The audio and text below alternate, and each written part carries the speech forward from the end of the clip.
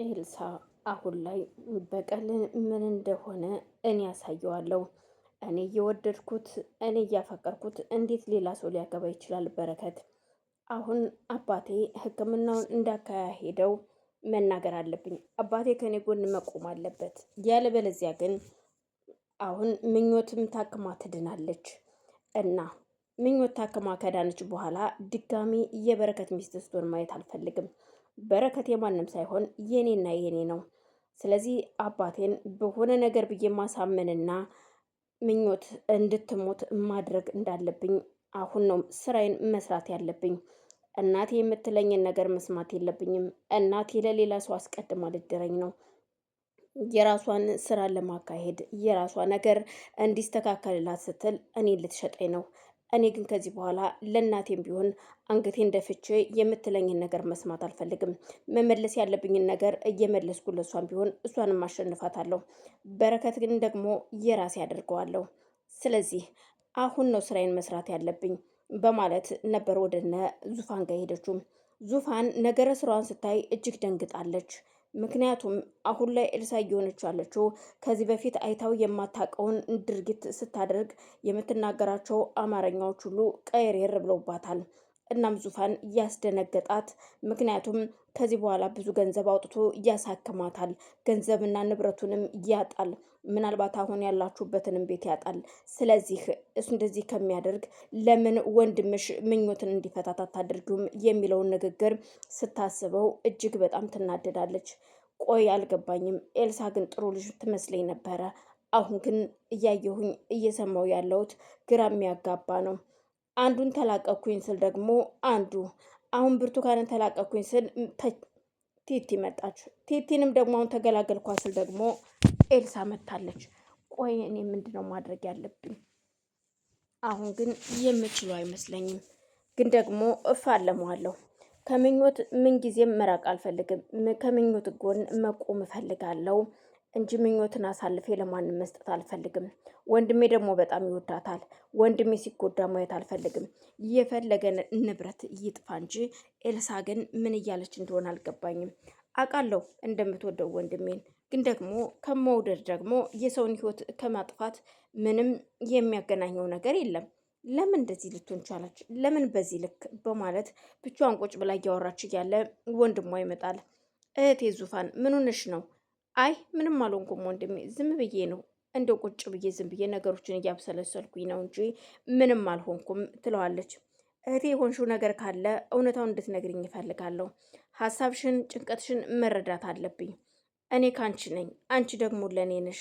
አስፈልግሻለሁ፣ ታስፈልጊኛለሽ እህቴ እባክሽን ሲላት፣ አውቃለሁ ወንድሜ፣ አሁን ሁላችንም ከምኞት ጎን ልንቆም ይገባል። ምኞትን ማዳን አለብን። ምኞት መትረፍ አለባት ስትለው፣ እህቴ ስለ ምኞት እኔ ማንም ቢለኝም ምኞትን መተው አልፈልግም። ምኞት መታከም አለባት። ከየትም ብዬ ቢሆን ገንዘቡን አምጥቼ አሳክማታለሁ ይላታል። አዎ ወንድሜ መታከም አለባት። ግን ደግሞ ለዙፋን ያልነገራት አንድ ነገር አለ። ይሄን ቤትም ሽጬ ቢሆን አሳክማታለሁ የሚለውን ነገር ከዚህ በፊት ተናግሯል። ግን ከዙፋን ፊት አልተናገረም።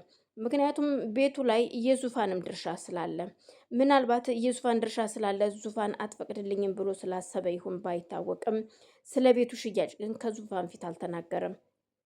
ብቻ አላቅም እህቴ፣ ግን ሁሉንም ነገር አሁን ላይ ቁጭ ብዬ ሳስበው በቃ ፍቅሬን ማዳን እንዳለብኝ ነው የሚታወቀኝ። ምኞት ስላለች ነው እዚህ የደረስኩትኝ። ምኞት ባትኖር ኑሮ እኔ እዚህ አልደርስም ነበረ ይላታል። ስለዚህ መስዋዕት እንደከፈለችልህ እኛም መስዋዕት መክፈል አለብን ለሷ ስትለው፣ አዎ ግን በድንገት ሳታስበው የሚያማት ነገር አለ። አሁንም ቢሆን አላቅም፣ ብቻ ሀሳቡ ጭንቀቱ ይሁን አልገባኝም። ምግብ ደግሞ በደንብ እየበላችልኝ አይደለም። ምኞት አላቅም ዙፋኔ፣ እባክሽን አንቺ በቻልሽው አቅም እንድታግዥኝ እፈልጋለሁ። አሁንም ቢሆን ያንቺን እገዛ እፈልጋለሁ ይላታል። በዛን መሀል ኤልሳም ከእናቷ ጋር አሁን ላይ እየተጋጨች ነው። እናትም አናግሬኝ ብላ ስትጠይቃት ምንም የማናግርሽ ነገር የለም እናቴ፣ በቃ ተይኝ ትላታለች። እናትየዋ ግራ ተጋብታ ቆይች ልጅ ደህና እኮ ነበረች፣ ማን ነው እንደዚህ እንድትሆን ያደረጋት ግን በማለት ግራ ተጋብታ የሆነ ነገር ያለ ምንድን ነው? ብዙ ያልገቡኝ ነገሮች አሉ። ያን ከርፋፋ አባቷን ደግሞ ማናገር አለብኝ። ምክንያቱም እሱ ነው የልብ ልብ ሰጥቷት እንደዚህ እንድትናገረኝ እየሆነችው። እኔ እንደዚህ አልነበረም ያሳደግኳት፣ እንዲህ አልነበረም ያስኳትኝ። በገንዛ ልጄ አባቴ ናፈቀኝ ስትለኝ በገንዛ እጄ እሺ ሂጅ አባትሽ ጋር ብዬ ልኬ፣ አሁን ጭራሽ ስናገራትም ለምን ተናገርሽ ብላ ጭራሽ ልትመታኝ እኮ ነው። እና አሁን ምንድነው ማድረግ ያለብኝ? በረከት የሚባለውን ሰው ፈልጌ እሱን የሆነ ነገር ማድረግ ነው ያለብኝ ወይስ የገንዛ ልጄን ማስቆም ነው ያለብኝ? አግብቷል ከተባለ ደግሞ ለምንድን ነው እያገባን ሰው እየፈለገች ያለችው? በፍጹም አይሆንም፣ በፍጹም አይሆንም። ኤልሳ መኝኝ፣ እገልሻለሁኝ። እኔ ያልኩሽን ነገር ካላደረግሽ አጠፋሻለሁ ትላታለች እናቷ። ኤልሳ ግን ታጥቃ ወደነ በረከት ጋር የሄደችው ለሌላ ነገር አይደለም።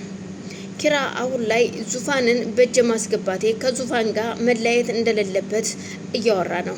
ኤልሳ ምናልባት አሁን ላይ ከሱ ጋር ልትሰራ ትችላለች። ሁሉም ነገር እያስፈራ ነው። እሱም ቢሆን ቲቲን እንድንሰራ የሚለውን በቁጣና በግልምጫ ቢሆንም አብሯት እንዲሰራ አድርጓለች። እሱም ያን ጊዜ እንደ ሕክምና ማለትም እንደ ሞትሽ ሆነሽ ተቀመጭ ብሎም ያዘዛት እሱ ነበር። ያንን ነገር ማን እንደዛ እንዳደረጋትም ቲቲ ሚስጥሩን አላወጣችውም።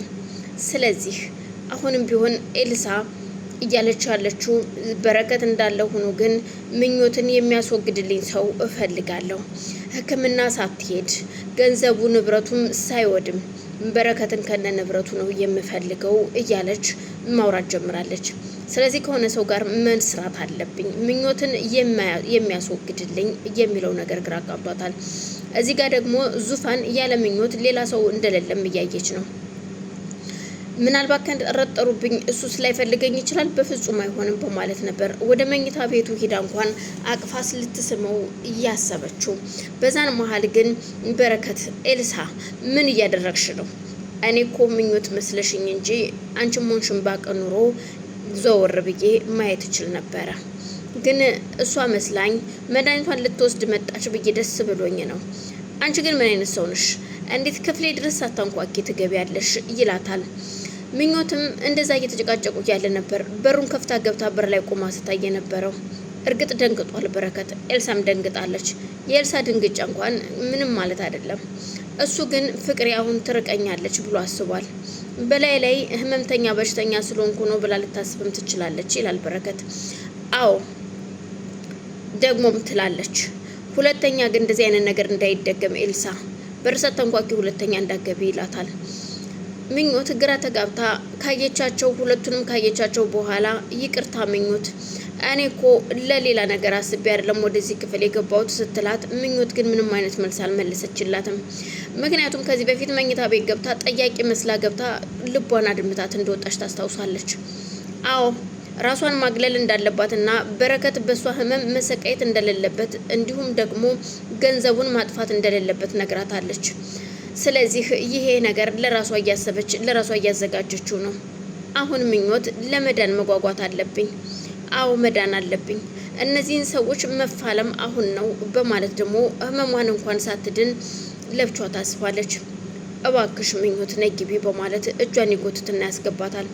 ምኞት ይቅርታ፣ አንቺ እንደምታስቢው አይደለም። እኔ ምንም የማውቀው ነገር የለም።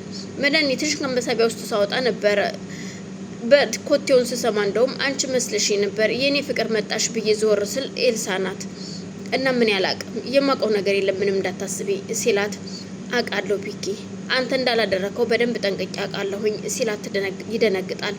አልገባኝም፣ የምታውቂው ነገር አለ ወይ ሲላት፣ አይ የማውቀው ነገር የለም ግን ነገሩን ተው ችግር የለውም ብኪና በቃ በማለት እሱ